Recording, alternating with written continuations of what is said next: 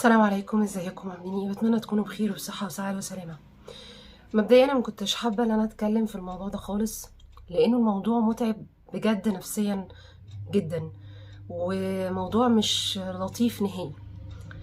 ولكن بما ان انا الحمد لله دايما ليا رسالتي بقدمها فيديوهاتي بقالي 10 سنين واكتر، واللي متابع طبعا هيعرف ده، كان لازم ان انا اتكلم. بس بداية خليني الأول أعزي الشيخ الدكتور عبد الله رشدي على وفاة زوجته اليوم، وربنا يرحمها يا رب ويغفر ليها ويصبركم يا رب العالمين. خليني أقول حاجة، إن الدكتور الشيخ عبد الله رشدي من الناس اللي أنا بحترمها جدا وبحترم فكرها قوي وبقدرها، ومن الناس اللي أنا بتواصل معاها كل فترة لما بيكون في حاجة يعني عايزة أسأل فيها في الدين أو أستشيره بعض الأمور، وهو بصراحة ما بيتأخرش عني خالص.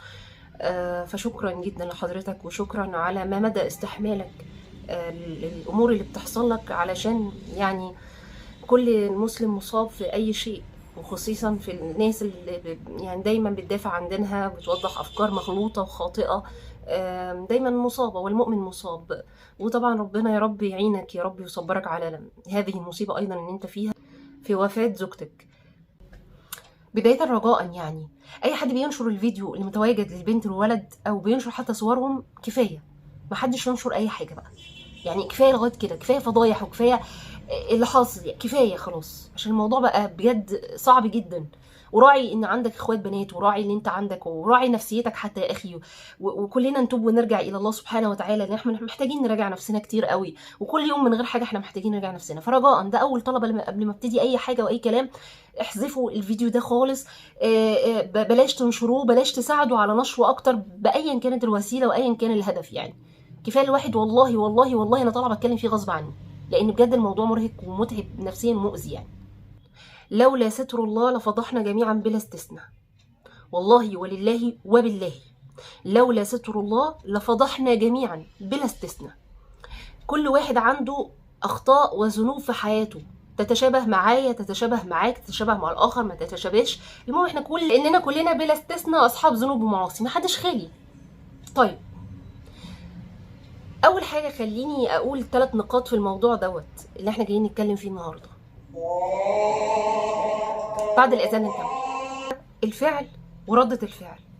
الفعل اللي حصل في الطريق العام ما بين البنت والولد، الفعل الفاحش اللي طبعا لا يرضي الله سبحانه وتعالى ولا حضرة النبي صلى الله عليه وسلم ولا اي حد مسيحي ولا مسلم. وتاني حاجة ردة الفعل بقى، اللي هي بتنقسم لحاجتين، اللي صور واللي دلوقتي بيعلقوا على الفيديو وبينشروه. اول حاجة، هل الفعل ده يرضي الله سبحانه وتعالى؟ لا طبعا، لان دي مقدمات زنا، لا يرضي الله. ولا احنا نستنى لما يدخل بقى في الصميم قوي فنقول ده حرام؟ لا ده حرام طبعا باين يعني. طيب، تاني حاجه، هو حرام بس عشان فوق الكوبري؟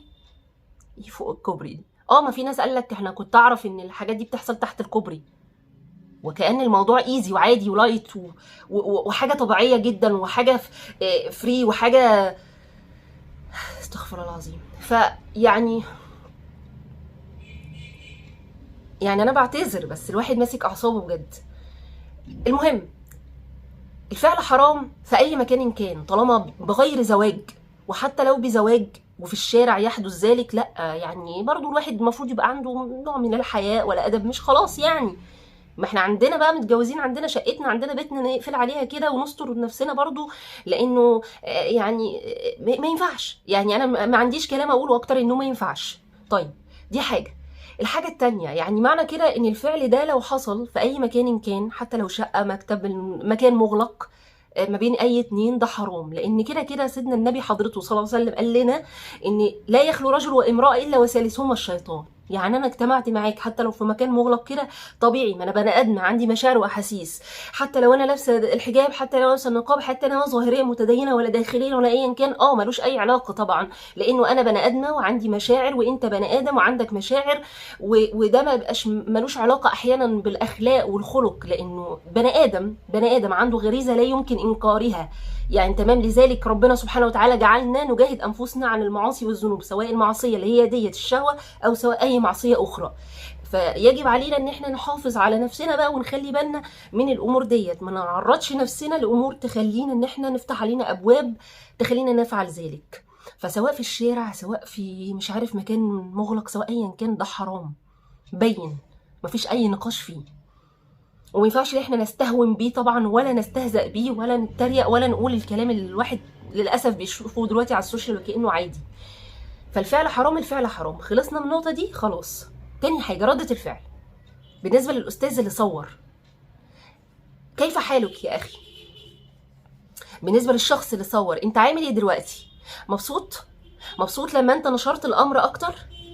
هتقولي يعني ممكن حد يقولي طب ما هو في الشارع، ما الناس ناس شايفه، يعني هنقوله ناس شايفه، تمام؟ كام واحد شايف؟ هي طبعا مش دي المشكله، احنا خلاص خلصنا ان ده حرام، ما ينفعش، شايف مش شايف ده حرام، تمام؟ ولكن كام واحد شايف؟ 2 3 10؟ طب ده دلوقتي بقى، دلوقتي بعد ما انتشر الفيديو على السوشيال ميديا بالشكل الفظيع ده، كام واحد شاف؟ بنتك اللي شافت، واختك اللي شافت، ومراتك اللي شافت، وبنت عمك، وبنت خالك، وابن خالك، وانت والجيران، وامك وابوك، وانا والمجتمع. ايه بقى؟ اولا دي فضيحه طبعا بالنسبه لهم، تمام؟ لو هتقولي طب هم عملوا كده في نفسهم، يا اخي ما احنا كتير بنعمل بلاوي في نفسنا يعني، بس يمكن لو كان حد راح نصحه، وعاه، سطر عليه وعليها، وباين ان هم كمان صغيرين في سن مراهقه، كان الوضع اختلف. وحتى لو مش في سن مراهقه، لان ده بيحصل من اي حد عموما، ممكن يحصل حتى لو كبير في السن، يعني اللي زي ما قلنا دي غريزه في الشخص، وارد الخطا يحدث في ايا كان مكان، لكن الستر والنصيحه هي الاولى. النبي صلى الله عليه وسلم ما علمناش والله كده. النبي صلى الله عليه وسلم قال لنا من راى منكم منكرا فليغيره بيده، فان لم يستطع فبلسانه، فان لم يستطع فبقلبه، وذلك اضعف الايمان. اليد مش انك تروح تمسك كده الموبايل وتقعد تصور وتفضح الناس وتقعد تعمل وتقول لي ده كده انا بنهي منكر، لا، كده انت عملت مصيبه، كارثه. اللسان مش ان انا اقعد اشتم وادعي على حد عشان هو بيعمل يعني حاجه مخطئه او معصيه. اللسان ان انا ادعو او ادعوه الى الشيء الصح بالحسنى والخلق. وحتى لو عندي من الغضب ده طبيعي، لان النبي صلى الله عليه وسلم كان يغضب اذا انتهكت حرمه من حرمات الله. لكن الغضب مش معناه ان انا اسيء، ومش معناه ان انا اجرح، ومش معناه ان انا الفظ الفاظ، ومش معناه ان انا اعمل حاجات كتير قوي مش صح انا كمان. القلب ان انا ادعو للشخص مش ادعو عليه، ربنا يهديه، ربنا يصلح حاله يا رب، ربنا يستره، وهكذا. هو ده اللي حضرة النبي صلى الله عليه وسلم والله يعلمه لنا. لكن انتوا بتعملوا ايه؟ انتوا بتفضحوا بعض. احنا بنعمل عكس كده تماما، وبقت الفضيحه عادي جدا. بل احنا بنقعد نعمل ها ها ها عليها، بل احنا بنبقى معجبين احيانا بالابتلاء او المشكله اللي بتحصل للشخص، او الابتلاء اللي بيحصل للشخص، او المعصيه اللي عملها الشخص وكانه عادي. بل في ناس بتشمت، وفي ناس بقى تقعد تشتم، وفي ناس بقى ايه تتغر كده نفسها ان هي عشان مش بتعمل مثلا ده، او مش بتعمله يا سيدي خالص، وربنا يعافيك ويعافينا يا رب ويثبتك يا سيدي او يا حضرتك، يعني سبحان الله. وكانها هي كمان خاليه من الذنوب، ممكن تكون بتعمل حاجات تانية بلاوي برضو، لو فضح امرها محدش هيقبلها، ولا هيعبروا اصلا، ولا هيبصوا له او يبص لها. فاحنا على ايه بنتغر يعني؟ تشمت على اساس ايه؟ خالي انت من الذنوب والمعاصي، طالع كده فله شمعه منوره؟ مش فاهمه بصراحه. الشخص اللي صور، انا مش عارفه اقول لك ايه لو انت هتسمع الفيديو ده، بس والله هتاخد جزائك من الله سبحانه وتعالى. مش هقدر اسيء فيك لان لساني يعف عن ذلك، ولكن صدقني انت لا تقل ذنبا عن اللي حصل برضو منهم. لان الاولى الستر، والاولى اللي انا كنت اروح انصح واقول له وانا كده عملت اللي عليا، لكن ان انا اصور واعرضها للمجتمع بالشكل ده لا. بالنسبه برضو نقطه مهمه جدا، المفروض من النهارده كل اب وكل اخ ياخد باله من تربيه اولاده ويوعيهم. ولو سمحتوا تربوا عيالكم على الدين، وتخلوا ربوا نفسكم انتوا اولا، عشان احنا محتاجين تربيه اصلا للدين من اول وجديد، يعني اساسا في حاجات كتير كفكريا وكعقليا وحاجات كتير جدا. محتاجين ان ابنك يشوفك وانت بتصلي على الاقل، لو انت ما بتصليش او بتقطع، وحضرتك كذلك. محتاجين ان احنا نتقرب الى الله سبحانه وتعالى اخلاق وخلق وسلوك وتعامل وصلاه وتعبد وذكر واسلوب حياه الاول، قبل ما يكون كمان مظهر يعني. والمظهر طبعا اكيد مهم، بس قبل المظهر محتاجين ده، محتاجين لاولادنا واخواتنا تشوف فينا كده. محتاجين ابهاتنا وامهاتنا تعمل كده، محتاجين كمان بعد الفعل ده ان احنا نوعي اولادنا. ما هم شافوا بقى الموضوع، وفي ناس مش فاهمه وفي ناس فاهمه، وفي ناس بالنسبه لها تشوف التعليقات فتقول عادي بقى. خلي بالكم لان دي نقطه مهمه جدا لو انتوا ناسينها. يعني الحاجه اللي بعد كده ردة الفعل التانية، ان حد يقول لك هو الموضوع ده مش كان بيحصل تحت الكوبري؟ تحت الكوبري يعني فوق الكوبري عادي وتحت الكوبري اللي مش عادي، ولا فوق الكوبري مثلا مش عادي وتحت الكوبري عادي؟ هي المشكله كلها عند حضرتك انه فوق الكوبري ولا تحت الكوبري. مش مشكله ان الفعل ده حرام، مش مشكله ان الفعل ده ما ينفعش. يعني ما فهمتش. دي مصيبه، دي كارثه. واللي بيضحك واللي بيستهزأ واللي عادي واللي بيسخر، احنا ايه ده؟ هو قلبنا ما بقاش فيه ربنا خالص كده؟ قست قلوبهم فعلا يعني زي ما ربنا قال لنا؟ مش فاهمه. بس ده يرجعني الحديث عن سيدنا ابو هريره. بيقول ايه بقى؟ تعالوا اقول لكم بيقول ايه.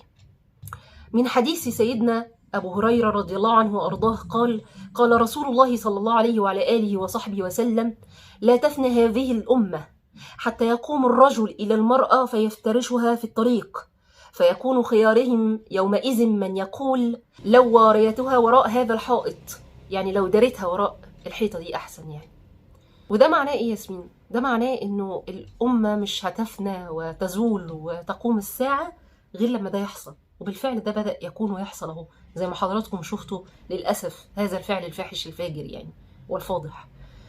وفي الاخر هتلاقي ناس من الناس تقول لك إيه انت لو داريتها ورا الحيطه دي؟ زي برضو من ضمن الحاجات ايه، الكلام ده مش كان بيحصل تحت الكوبري؟ ما كان بيحصل يعني كأن كل الموضوع مش في الفعل والسلوك والشيء اللي يغضب الله سبحانه وتعالى، كأن كل القصة في انها تحصل تحت الكوبري ولا في شقة ولا غيره. يعني طبعا هو الستر حتى لو كان في معصية فهو أولى أكيد. يعني أنا دلوقتي بعمل معصية وعندي بلاء وعندي مصيبة وبعمل كارثة يعني، وبعمل شيء مش صح خالص وشيء مفسد للمجتمع كمان، فأكيد ما ينفعش ان أنا أبوح بيه قدام المجتمع وابقى عادي وإيزي والدنيا. يعني لازم أستر برضو على حالي. يعني لذلك احنا قلنا ان احنا عندنا بلاوي وعندنا ذنوب وعندنا معاصي، وانه لولا ستر الله لفضحنا جميعا بلا استثناء.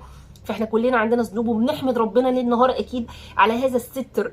اللي احنا بنعمل ذنب ايا كان صغير او كبير، وفي نفس الوقت حتى لو صغير في مقولة بتقول: لا تنظر الى صغر الخطيئة ولكن انظر الى عظمة من عصيت. يعني ما تقعدش تستهون بانه الذنب صغير، لكن اللي انت بتعصيه مين؟ ما هو اكبر ما يكون الله سبحانه وتعالى، اكبر سبحان الله.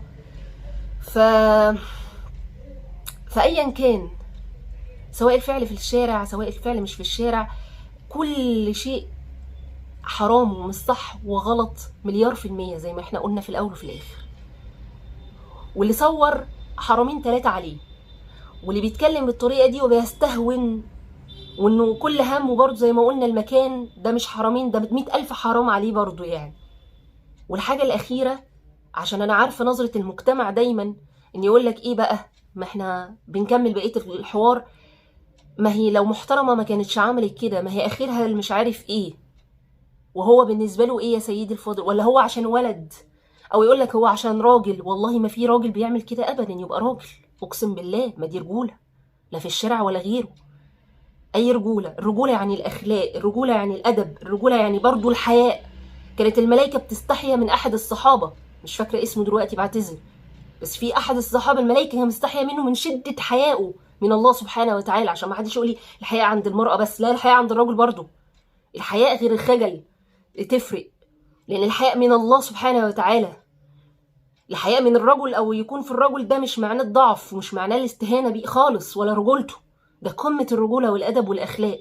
بس احنا التنشئة والتربية الخاطئة اللي ما فيهاش بربع جنيه تربية في الراجل بقت مخليه الراجل او الشخص او الشاب يبوح ليه ان هو يعمل كل حاجة، ويبقى الغلط كله والعك كله والمصايب كله على البنت بس.